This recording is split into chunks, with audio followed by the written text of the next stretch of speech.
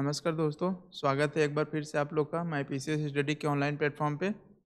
दोस्तों पिछले वीडियो में हम लोगों ने पार्ट 3 में क्वेश्चन नंबर 21 टू 30 देखा था। अब इस वीडियो में हम लोग पार्ट 4 में क्वेश्चन नंबर 30 फर्स्ट टू 40 या 45 तक देखेंगे। देखते हैं कितना हो सकता है। तो आइए चलिए शुरू करते हैं। क्वेश्चन नंबर 31 निम्नलिखित युग्मों यानी राष्ट्रीय उद्यान और राज्य संघ राज्य क्षेत्र में से कौन सा सही सुमेलित नहीं है। यानी एक तरफ क्या दिया हुआ है, राष्ट्रीय उद्यान दिया हुआ है और दूसरी तरफ राज्य संघ राज्य क्षेत्र दिए हुए हैं। उससे हमें जो मैच नहीं है उसे हमें देखना है कौन सा है। तो आइए देखते हैं। राजा जी राष्ट्रीय उद्यान कहाँ है, तो ये उत्तराखंड में बिल्कुल सही है। दूसरा पिन वैली जम्मू कश्मीर में नहीं है। पिन वैली की बात करें तो पिन वैली हिमाचल प्रदेश में है। तो ये दूसरा ही हम लोग को मिल गया जो सुमेल नहीं है। बांदीपुर कर्नाटक में है। बांदीपुर राष्ट्रीय उद्यान कर्नाटक में बिल्कुल सही है। सिमलीपाल उड़ीसा में बिल्कुल सही है। प्लस देखें तो हम लोग बी ऑप्शन यहाँ पे सुमेल नहीं है, तो बी ऑप्शन सही हो जाएगा। यहाँ पे नीचे दिया हुआ है राष्ट्रीय उद्यान और राज्य संघ राज्य क्षेत्र। राजा जी उत्तराखंड में है, पिन वैली हिमाचल प्रदेश में है, बांदीपुर कर्नाटक में है, सिमलीपाल उड़ीसा में है। नेक्स्ट क्वेश्चन देखें।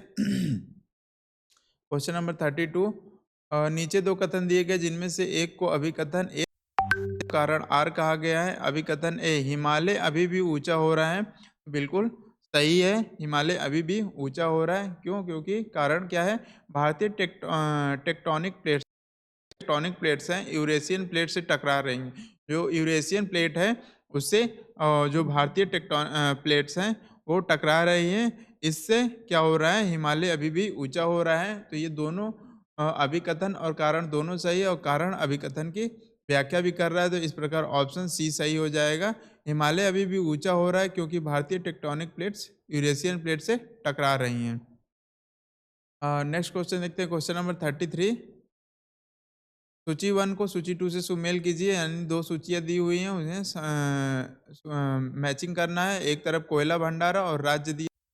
तो कोयला भंडार की बात करें, हुतर कहाँ पे है? हुतर की बात करें, हुतर कोयला भंडार है हम लोग को अगर देखें तो ये है झारखंड में। इब नदी कोयला भंडार कहाँ पे है? तो इब नदी कोयला भंडार हम लोग को देखने को मिलता है उड़ीसा में। और तातापानी रामकोला हम लोग देखने को मिलता है छत्तीसगढ़ में, और उमरिया मध्य प्रदेश में है। इस प्रकार से हम लोग देखें तो 4 3 2 1 मैचिंग आ रही है हम लोग के। तो ऑप्शन यहाँ पे सी सही हो जाएगा। नीचे उत्तर भी सी दिया हुआ है। कोयला नीचे यहाँ पे कोयला भंडार और राज्य उत्तर किससे है? झारखंड से है। ईब नदी उड़ीसा, तातापानी रामकिला छत्तीसगढ़, उमरिया मध्य प्रदेश से। तो इस प्रकार से हम लोग देखा क्वेश्चन नंबर 33 और ऑप्शन सी सही है। नेक्स्ट क्वेश्चन है क्वेश्चन नंबर 34। इसमें भी मैचिंग का क्वेश्चन है। सूची 1 को सूची 2 से सुमेल करना। नहरें दिया है एक तरफ नदियां हैं। ऊपरी बारी दोआब नहर, ऊपरी बाहरी दोआब नहर की बात करें हम लोग यहाँ पे तो ये है रावी नदी पे। ये नहर रावी नदी पे है। सरहिंद हिंद नहर अगर बात करें इसकी तो ये सतलज नदी पे है, यानी 1 के साथ जा रहा है। और गुड़गांव नहर गुड़गांव करें तो ये आपकी जाएगी यमुना नदी के साथ। और इंदिरा गांधी नहर है सतलज रावी ब्यास। यानी अगर देखिए यहाँ पे तो हमारी मैचिंग जा रही 4 1 2 और 3 के साथ। 4 1 2 3 4 1 2 3 सी ऑप्शन यहाँ पे सही है। नेक्स्ट इसकी एक्सप्लेनेशन में नहरें और नदियाँ एक तरफ दिया हुआ है। ऊपरी बाहरी दोआब नहर रावी नदी से नहर मिली हुई है। सरहिंद नहर सतलुज नदी से निकलती है। गुड़गांव यमुना नदी से, और इंदिरा गांधी नहर सतलुज रावी व्यास नदी से, जो राजस्थान से निकलती हुई इंदिरा गांधी नहर और इससे होते हुए आती है। नेक्स्ट क्वेश्चन देखते हैं, क्वेश्चन नंबर 35। निम्नलिखित युग्मों यानी फसल और विशेषता में से कौन सा सही सुमेल नहीं है? तो यहाँ पे एक तरफ फसल दिया हुआ है, एक तरफ विशेषता, उसकी विशेषता दिया हुआ है। एक क्या है? एक वर्ष में चावल की 3 फसलें पैदा करने वाला राज्य कौन है? पश्चिम बंगाल। तो बिल्कुल ये सही है। और चावल उत्पादन में बिहार का योगदान 15.18% है, बिल्कुल ये भी सही है। चावल उत्पादन के अधीन सर्वाधिक क्षेत्रफल वाला राज्य उत्तर प्रदेश है, तो नहीं, बिल्कुल नहीं, ये गलत है। चावल उत्पादन के पश्चिमी सीमा निर्धारित करने वाला समवर्षा रेखा 100 सेमी, बिल्कुल ये भी सही है। इस प्रकार अगर हम लोग देखें तो ऑप्शन क्वेश्चन नंबर 35 का सी सुमेल नहीं है। नेक्स्ट क्वेश्चन देखिए, क्वेश्चन नंबर 36। कपास फसलों के संदर्भ में निम्नलिखित कथनों पर विचार कीजिए। तो कपास की जो फसल होती है उसके संदर्भ में 2 कथन दिए गए हैं। पहला क्या है? कपास मुख्यतः खरीफ फसल है, तो बिल्कुल सही है, कपास खरीफ फसल है, जिसमें अ, खरीफ फसल है, जो खरीफ के फसल में आती है कपास। कपास के उत्पादन के लिए वार्षिक 50 से 75 सेमी की मध्यम वर्षा की आवश्यकता होती है, तो बिल्कुल ये भी सही है। कपास की फसल के लिए 50 से 75 सेमी की वर्षा होनी चाहिए, तभी कपास की अच्छी फसल होती है। इस प्रकार से दोनों कथन सही है। तो यहाँ पे एक और दो दोनों सही है। कपास मुख्यतः खरीफ की फसल है। कपास के उत्पादन के लिए वार्षिक 50 से 75 सेमी की मध्यम वर्षा की आवश्यकता होती है। क्वेश्चन नंबर 36 का ए ऑप्शन सही है, 1 और 2। नेक्स्ट क्वेश्चन है क्वेश्चन नंबर 37। नीचे 2 कथन दिए गए हैं, अभी कथन ए और दूसरा कारण आर। तो लाल मृदा भारत के दूसरे सबसे बड़े मृदा समूह को दर्शाती है, बिल्कुल सही है। जो लाल मृदा है भारत के दूसरे सबसे बड़े मृदा समूह को दर्शाती है। और लाल मृदा काली मृदा को दक्षिणी पूर्व और उत्तर दिशा से घेरे हुए। तो जो लाल मृदा है काली मृदा को दक्षिण से और पूर्व और उत्तर दिशाओं से घेरे हुए हैं, यानी 3 तरफ से लाल मृदा इन काली मृदा को घेरे हुए हैं। तो इस प्रकार से अगर हम लोग देखें तो दोनों अभिकथन और कारण सही, लेकिन कारण अभिकथन की व्याख्या सही व्याख्या नहीं कर पा रहा है। इस प्रकार से हम लोग को ऑप्शन सी होगा, ए और आर दोनों सही, किंतु आर ए की सही व्याख्या नहीं करता है। यहाँ पे लाल मृदा काली मृदा को दक्षिण पूर्व और उत्तर दिशा से घेरे हुए लाल मृदा भारत के दूसरे सबसे बड़े मृदा समूह को दर्शाती है। इस प्रकार हम लोगों ने क्वेश्चन नंबर 37 भी देख लिया। क्वेश्चन नंबर 38 देखते हैं। इसमें मैचिंग का ये क्वेश्चन है। सूची 1 को सूची 2 से मिलाना है। शहर का नाम दिया हो एक तरफ, योजनाएं बनाए जाने की अवधि यानी किस काल में बनाया गया उसके बारे में है। तो शहर का नाम कांचीपुरम, कांचीपुरम किस काल में बनाया गया? तो कांचीपुरम की बात करें हम तो ये प्राचीन काल में ये शहर बनाया गया। और जैसलमेर, जैसलमेर की बात करें तो जैसलमेर मध्यकाल में। और कोडाई कनाल की बात करें तो ये औपनिवेशिक काल में। और भिलाई जो स्वतंत्रोत्तर काल में बनाया गया। इस प्रकार हम लोग देखें तो 4, 3 और 2, 1 के साथ मैचिंग जा रही है हमारी। ऑप्शन बी यहाँ पे सही है। यहाँ पे नीचे दिया, यहाँ पे मिसटाइप हो गया, एक छूट गया है। और कौन सा छूटा है? इसमें कोडई कनाल छूटा है, जो कि कोडई कनाल जो औपनिवेशिक काल में शहर बनाया गया था वो। तो यहाँ पे कांचीपुरम प्राचीन काल में है, जैसलमेर औपनिवेशिक काल में, भिलाई स्वतंत्र उत्तर काल में है। और एक यहाँ पे कोडई कनाल था जो कि औपनिवेशिक काल में बनाया गया। इस प्रकार से क्वेश्चन नंबर 38 भी सही है, ऑप्शन बी सही है। नेक्स्ट क्वेश्चन है क्वेश्चन नंबर 39। ये भी एक मैचिंग का ही क्वेश्चन है। सूची 1 को सूची 2 से मिलाना है। प्रसिद्ध स्थानीय तूफान और स्थान क्षेत्र से संबंधित है। तो आम्रवर्षा तूफान और स्थान क्षेत्र बताना है कि किस स्थान क्षेत्र में कौन सी तूफान और वर्षा इस प्रकार की होती है। तो आम्र वर्षा की बात करें तो ये होती है तटीय कर्नाटक क्षेत्र में। फूलों फूलों वाली बौछार की बात होती है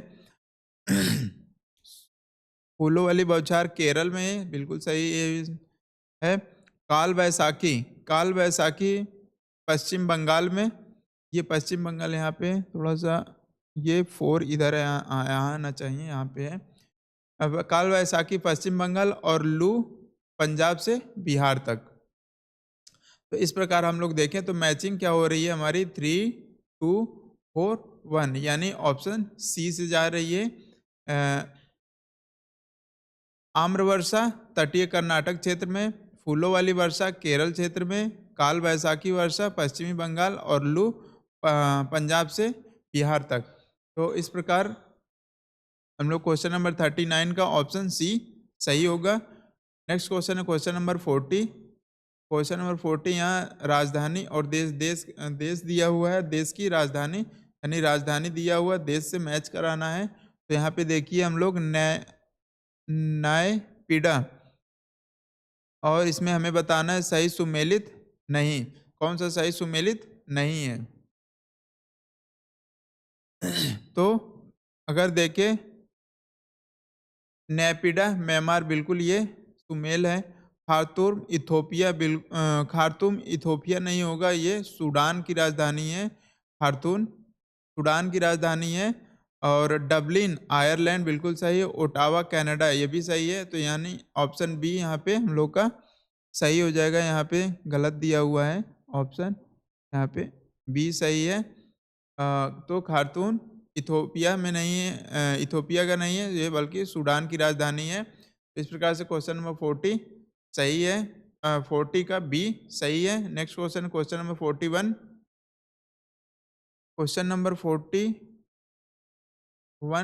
ऊपरी गंगा के जलवायु क्षेत्र के संदर्भ में निम्नलिखित कथनों पर विचार कीजिए। यह क्षेत्र केंद्रीय और पश्चिमी उत्तर प्रदेश में विस्तृत है। तो बिल्कुल सही है। यह क्षेत्र ऊपरी गंगा के मैदानी जो कृषि जलवायु, यह क्षेत्र केंद्रीय और पश्चिमी उत्तर प्रदेश जो एनसीआर है और पश्चिमी उत्तर प्रदेश में विस्तृत है। इस क्षेत्र में सिंचाई गहनता 130% से अधिक तथा कृषि गहनता 140% है।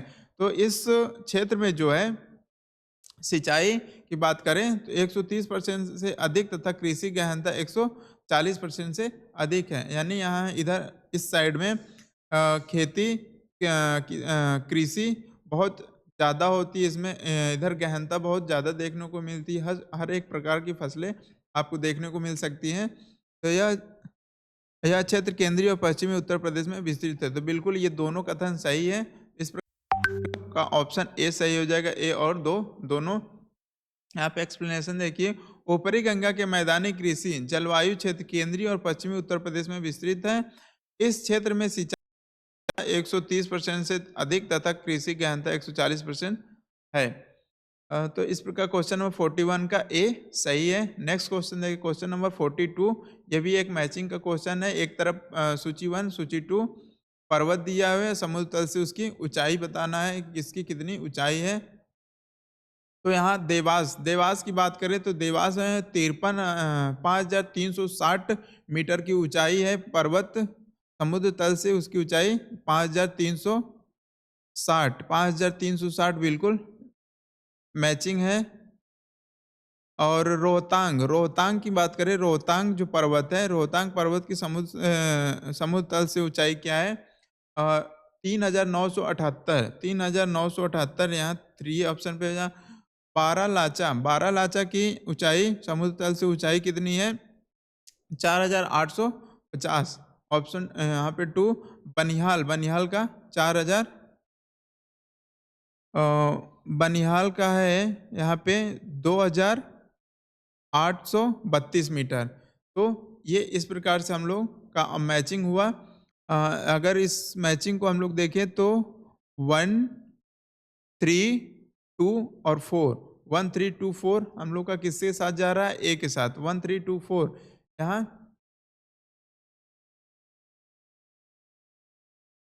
यहाँ दर्रा नहीं होगा, यहाँ पे पर्वत होगा। और देवास 5360 मीटर समुद्र तल से ऊंचाई, रोहतांग का 3978 मीटर, बारालाचा का 4850, बनिहाल का 2832। इस प्रकार से इस क्वेश्चन का आंसर होगा ए, जो कि हम लोगों ने अभी मैचिंग कराया है। और नेक्स्ट क्वेश्चन है क्वेश्चन नंबर 43। क्वेश्चन नंबर 43,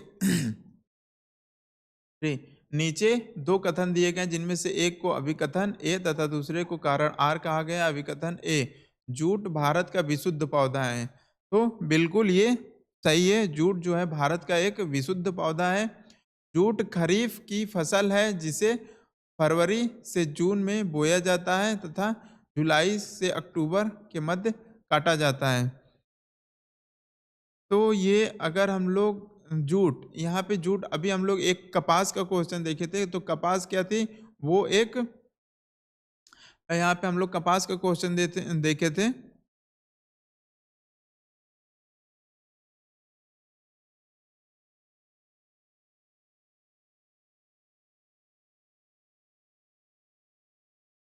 कपास, ये रहा, कपास मुख्यतः खरीफ की फसल है। बिल्कुल, यहाँ पे देखिए एक क्वेश्चन था कपास खरीफ की फसल, उस वहाँ पे तथ्य दिया हुआ था। और यहाँ पे अगर हम लोग देखें तो यहाँ पे क्या दिया, जूट भारत का विशुद्ध पौधा है। जूट खरीफ की फसल है जिसे फरवरी से जून में बोया जाता है तथा जुलाई में से अक्टूबर के मध्य काटा जाता है। तो बिल्कुल ये दोनों तथ्य सही है, लेकिन यहाँ पे ये कारण जो है अभिकथन का व्याख्या नहीं कर रहा है, तो इस प्रकार ऑप्शन सी यहाँ पे सही हो जाएगा। और यहाँ पे एक्सप्लेनेशन है, जूट भारत का विशुद्ध पौधा है और जूट खरीफ की फसल है जिसे फरवरी से जून में बोया जाता है तथा जुलाई में जुलाई से अक्टूबर के मध्य काट लिया जाता है। यहाँ पे से होगा। तो इस क्वेश्चन नंबर 43 का ऑप्शन सी सही होगा। जूट भारत का विशुद्ध पौधा बिल्कुल सही है। जूट खरीफ की फसल ये भी सही है, फरवरी से जून में जून में बोया जाता है और जुलाई से अक्टूबर तक काट लिया जाता है। नेक्स्ट क्वेश्चन, क्वेश्चन नंबर 44, ये भी मैचिंग का क्वेश्चन है। सूची 1 को सूची 2 से मिलाना है। एक तरफ निबंधकार है और दूसरी तरफ निबंध है। देवण भट्ट की निबंध कौन सी है, तो देवण भट्ट की बात करें तो स्मृति चंद्रिका इन्होंने लिखी है। तो स्मृति चंद्रिका ये 4। हेमाद्री की बात करें तो चतुर्वर्ग चिंतामणि। और माधवाचार्य की बात करें तो माधवाचार्य पराशर माधव यानी दूसरे के साथ बल्लाल सेन यानी दान सागर। तो देवण भट्ट ने कौन स्मृति चंद्रिका लिखी, हेमाद्री ने चतुर्वर्ग चिंतामणि, माधवाचार्य ने पराशर माधव और बल्लाल सेन ने दान सागर। तो इस प्रकार अगर हम लोग देखें तो 4, 3, 2, 1 और 2 के साथ जा रहे हैं। तो ऑप्शन डी यहाँ पे हम लोग को देखने को मिल रहा है, 4, 3, 1, 2 डी सही है। निबंधकार निबंध देवण भट्ट, स्मृति चंद्रिका, हेमाद्री, चतुर्वर्ग चिंतामणि, माधवाचार्य, पराशर माधव, बल्लाल सेन, दान सागर।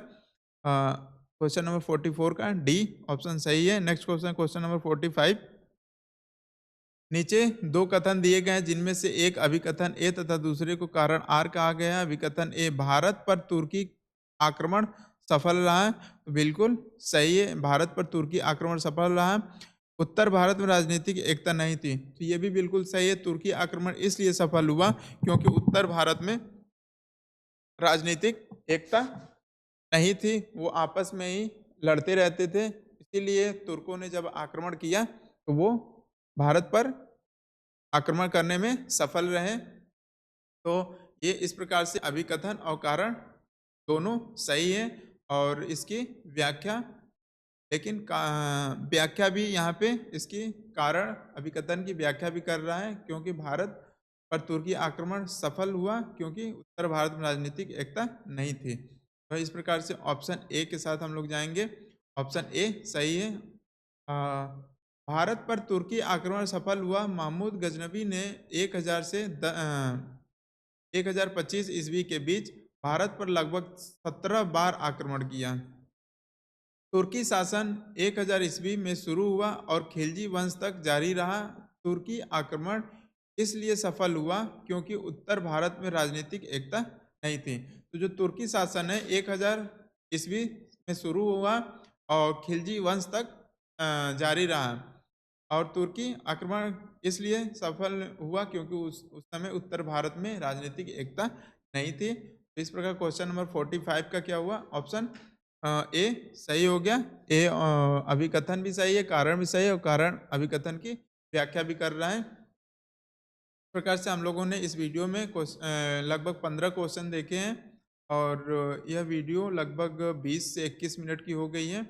तो चलिए ऐसे ही हम सोच रहे हैं कि आपकी वीडियो थोड़ा और शॉर्ट टाइम में जाए क्योंकि ज़्यादा लेंदी हो जाएगी तो चलिए इसी के साथ अपनी वीडियो को समाप्त करते हैं। धन्यवाद।